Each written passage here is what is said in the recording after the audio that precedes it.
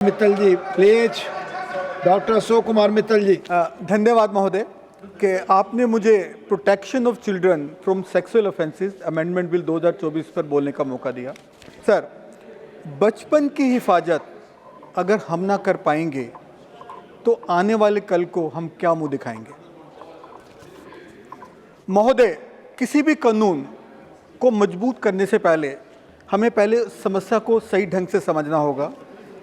बच्चों के खिलाफ यदि हम अपराध को देखें तो मेरी नज़र में मुख्य तौर पर 3 तरीके के अपराधी होते हैं। पहले एक्सटर्नल ऑफेंडर्स, बाहर वाले क्रिमिनल्स।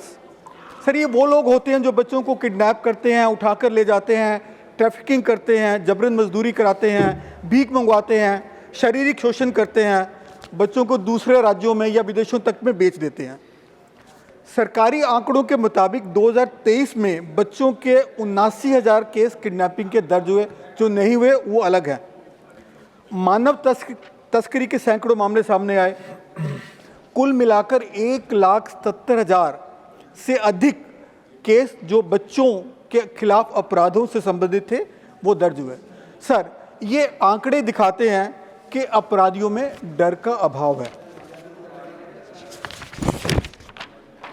इसलिए सर, मेरी गुजारिश है कि ये जो बाहर के अपराधी हैं इनके लिए हर जिले में एक विशेष चाइल्ड क्राइम इन्वेस्टिगेशन यूनिट बनाया जाए अलग से, और बच्चों के जो चाइल्ड ऑफेंसेस रहते हैं बच्चों के खिलाफ, उनसे टाइम बाउंड इंक्वायरी हो और टाइम बाउंड ट्रायल हो, और इसका समय 1 साल से ज़्यादा नहीं होना चाहिए ताकि अपराधियों में एक डर का माहौल पैदा हो और वो कोई भी बच्चों के खिलाफ अपराध करने से डरे।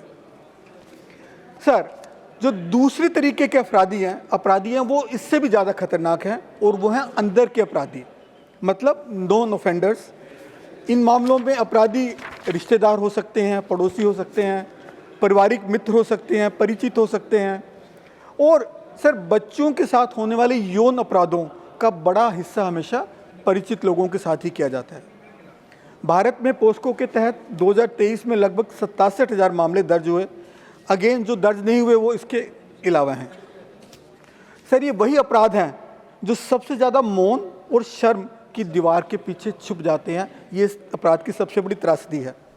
इसीलिए इस अपराधों के लिए शायद कानून होना चाहिए, पर उससे ज़्यादा ज़रूरी है कि हम बच्चों को सशक्त बनाएं।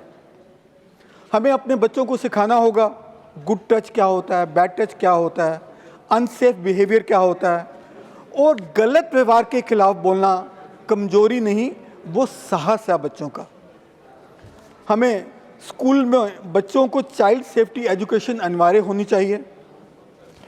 बच्चों के लिए नहीं, माता पिता के लिए भी अवेयरनेस प्रोग्राम होने चाहिए कि वो बच्चों को कैसे शिक्षित करें इस तरीके से अपराधों से बचने के लिए। और सर, इसके साथ एक और बड़ा पहलू है जो हम अक्सर भूल जाते हैं कि भारत में अभी भी, जो भारत के नेशनल सर्वे के मुताबिक, 1/3 बच्चे माल न्यूट्रिशन का शिकार हैं। 35% बच्चे स्टंटेड हैं, 32% बच्चे अंडरवेट हैं। और जब मैं यूनिसेफ 2025 की रिपोर्ट की बात करूं तो उनके मुताबिक भारत में 20 करोड़ से के बच्चों में 14 करोड़ बच्चों को बेसिक फैसिलिटीज़ भी नहीं मिलती, मतलब 2/3 बच्चों को।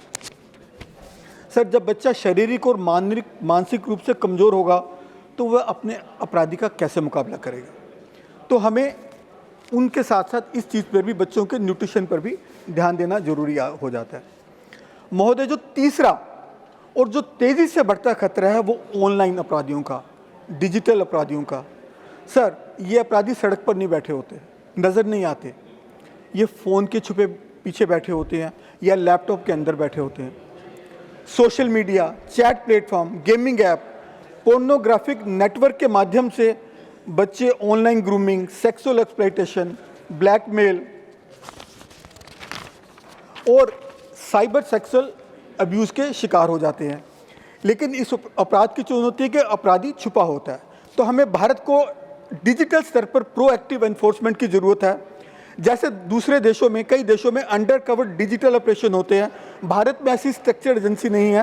तो भारत में भी national digital under cover child protection agency होनी चाहिए ताकि बच्चों को ऑनलाइन ग्रूमिंग और एक्सप्लॉयटेशन से बचा सके। एक सर और समस्या मिसिंग चिल्ड्रन की, सर आखिरी आई है। हर वर्ष सर 1 लाख से अधिक बच्चे मिसिंग होते हैं ये रिपोर्ट के मुताबिक।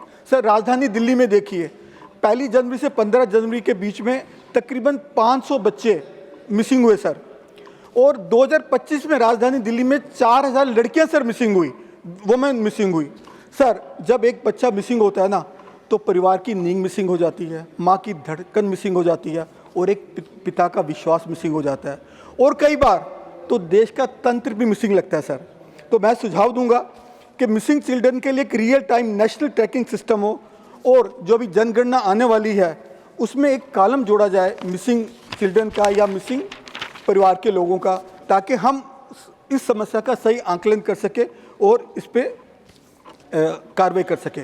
सर अंत में मैं सब उन सभी मासूमों की चीखें जो कानून के गलियारों में फाइलों में दबी हुई हैं सर, उनको ना दबी रहें, उनको बाहर निकालें और अपने फ्यूचर को, अपने बच्चों को हम न्याय दे सके, एक अच्छा देश, एक सुरक्षित देश दे सके। धन्यवाद सर। धन्यवाद डॉक्टर सुकुमार मित्तल जी।